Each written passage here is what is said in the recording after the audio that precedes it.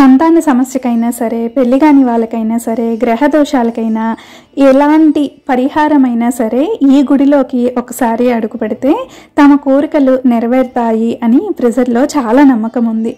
దాదాపుగా ఈ గుడికి 80 ఏళ్ల చరిత్ర ఉన్నది. ఈ గుడిలో సుబ్రహ్మణ్యేశ్వర స్వామి అండి, నాగేంద్ర స్వామి వెలిసారు అని 150 సంవత్సరాల క్రితం గ్రంథాలలో రాసుంది అని పూజారి గారైతే చెప్పారు. ఇవాల్టి వీడియోలో మనం ఈ గుడి ప్రత్యేకత గురించి తెలుసుకుందాము. ఈ గుడికి ఎంట్రీ టికెట్ ఏమీ ఉండదు. మీరు వెళ్ళి మనస్ఫూర్తిగా మీ బాధ అయితే చెప్పుకొని మీకు మంచి జరగాలని అయితే కోరుకోండి. మీరు అనుకున్న కోరిక కనుక నెరవేరితే ఇంకొకసారి వెళ్ళి దర్శించుకోండి. ఈ గుడిలో పూజారి గారి వాళ్ళు కూడా చాలా బాగా మాట్లాడతారు. కమర్షియల్ గుడి అయితే అస్సలు కాదండి. కమర్షియల్గా ఉన్నది ఈ టెంపుల్ అని అనుకుంటే అసలు నేను ఎప్పుడు కూడాను మన వీడియోస్లో నేను ఎప్పుడూ అయితే పోస్ట్ చేయలేదు. ఈవెన్ కొలాబరేషన్స్ చాలా మెయిల్స్ వచ్చినా కూడాను మనకి సబ్స్క్రైబర్స్ తక్కువే, బట్ నాకైతే తెలీదు. కొలాబరేషన్ మెయిల్స్ వస్తూనే ఉంటాయి, బట్ నేను ఎప్పుడు కూడాను ఎంకరేజ్ చేయలేదు.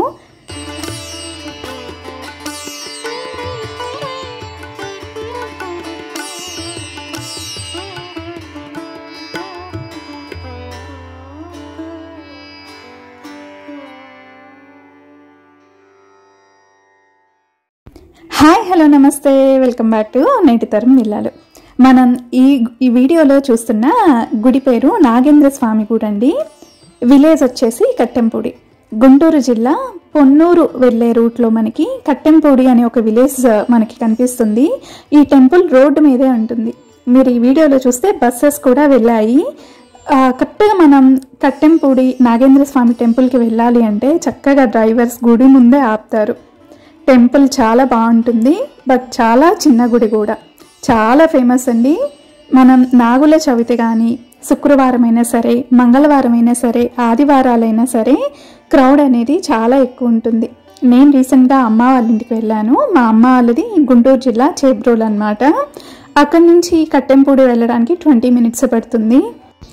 ఈ వీడియోలో మీరు చూస్తున్న బాబు కార్తికేయ, మా తమ్ముడు వాళ్ళ అబ్బాయి.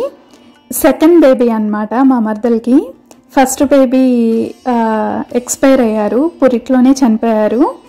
సో ఇలా జరగడంతో మా మదర్ ఒకసారి టెంపుల్కి వచ్చి ఈసారైనా సరే సుఖప్రసవం జరిగితే వచ్చి బాబుతో వచ్చి పూజ చేయించుకొని పొంగల్ నైవేద్యం పెడతాను అని మొక్కుకున్నారంట. అందుకోసమే బాబు పేరు కూడా సుబ్రహ్మణ్యేశ్వర స్వామి పేరు వచ్చేలాగే పెట్టాము. ఇదేనండి ఈ గుడితో మాకున్న బంధం.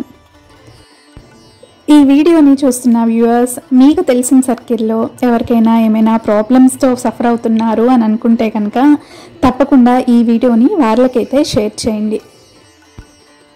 ఈ వీడియో టెంపుల్ వ్యూ మీకు బస్ దిగగానే ఎదురుగా మనకి విఘ్నేశ్వరుడు చిన్న గుడిలాగా కట్టి ఉంటుంది.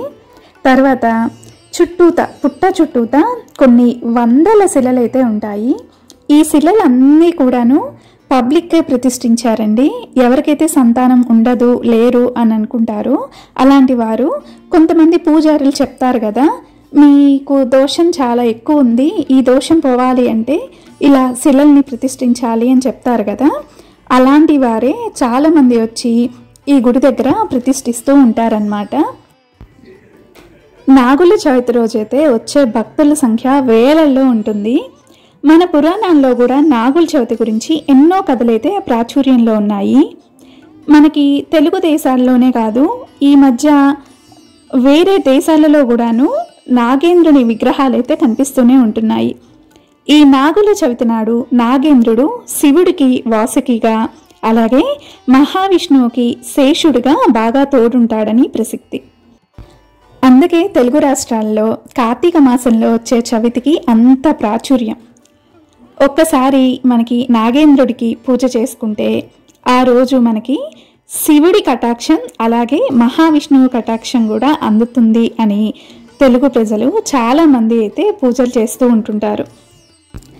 అంతేకాదు నాగేంద్రుడికి పాలతో అభిషేకం చేసి పూజించడం వల్ల సర్వ సౌభాగ్యాలు కలుగుతాయి అని, కుజదోషం అలాగే కాలసర్పదోషం కూడా తొలగుతుంది అని నమ్మకం. కాలసర్పదోషానికి ఆదిదేవుడు సుబ్రహ్మణ్యేశ్వర స్వామి, కాబట్టి నాగుపాము పుట్టకు పూజ చేస్తే కలత్ర దోషాలు తొలగుతాయి అని శాస్త్రాలైతే చెప్తున్నాయి. ఈయన నంది నాగేంద్ర స్వామి. ఈయన పొలంలో 150 సంవత్సరాల క్రితం వెలిసారంట. అందుకే స్వయంభుగా వెలిసిన నాగేంద్ర స్వామి అనేది చెప్తూ ఉంటుంటారు. కాలక్రమేణా ఈ టెంపుల్ అనేది అభివృద్ధి చెందుతూ ఉంది. స్వామివారి కరుణా కటాక్షలతో ఒక జంట వాళ్ళ వంశం అభివృద్ధి చెందింది అని బారసాల ఫంక్షన్ అయితే జరుపుకుంటున్నారు. నేను ఆ వీడియోని కూడా చిన్న క్లిప్ యాడ్ చేశాను. ఈ వీడియోలో చూడండి. నాకైతే చాలా హ్యాపీగా అనిపించింది వాళ్ళు అంత చక్కగా ఫంక్షన్ని జరుపుకుంటుంటే. ఇలా ఎవరికైనా సరే కోరికలు నెరవేరితే గుడి ఆవరణలోనే కొంతమంది భక్తులైతే ఫంక్షన్ని జరుపుకుంటారు. ఈ గుడిలో అడుగు పెట్టగానే మీకున్న సమస్యలన్నీ తొలగిపోతాయి అని చెప్పడం అయితే నా ఉద్దేశం కాదు. అసలు అలా 100% మన కోరికలన్నీ తీరుతాయి అని కూడా నేను నమ్మను. కాకపోతే మనలో చాలామంది సంతానం కోసం అయితే ఎన్నో ప్రయత్నాలు చేస్తున్నారు. నాకు తెలుసు ఆ బాధ ఎలా ఉంటుందో కూడా నాకు తెలుసు. ఎన్నో ప్రయత్నాలు చేస్తున్నారు కదా, అందులో ఇంకొక ప్రయత్నం అనుకొని ఒక్కసారి వచ్చి స్వామివారికి మీ బాధ చెప్పుకొని చక్కగా సంతోషంగా అయితే ఇంటికి వెళ్ళండి. పాజిటివ్ హోప్తో మనం ఏ పనిని స్టార్ట్ చేసినా కూడా తప్పకుండా మనకి అందులో సక్సెస్ వస్తుంది. అది నేను చాలా బలంగా నమ్ముతాను.